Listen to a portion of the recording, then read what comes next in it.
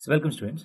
So in this question, z is given as a complex number x minus iy and z power 1 by 3 is the complex number p plus iq.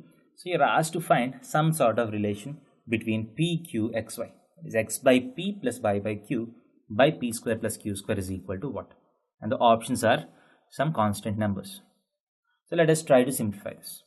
So z power 1 by 3 is p plus iq. So if you want to relate x and y and p and q, you just need to substitute x and y in terms of z.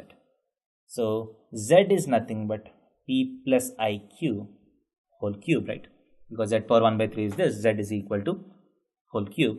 This implies x minus iy is equal to, so if you expand this by using a plus b whole cube formula, you get p cube plus 3p square iq plus 3p iq whole square plus iq whole cube.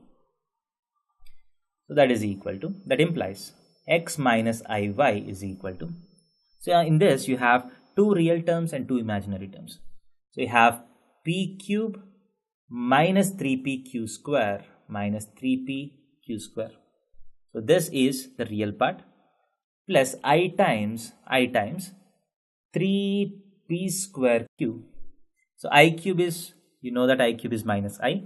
So if you take I as common, you get minus q cube. So now if this complex number is equal to this complex number, real part should be equal to real part, imaginary part should be equal to imaginary part. This implies x should be equal to, so if you take p as common, you get p times p square minus 3q square, p square minus 3q square. And if you take y is equal to, so you have minus y is equal to this, so y is equal to q times q square minus 3p square. Now from this, x by p is equal to p square minus 3q square and y by q is equal to q square minus 3p square. So you're asked to find something about x by p plus y by q. So I'll add these two. So x by p plus y by q is equal to p square minus 3p square is minus 2q square. Q square minus 3q square is again minus 2q square. So minus 2 times p square plus q square.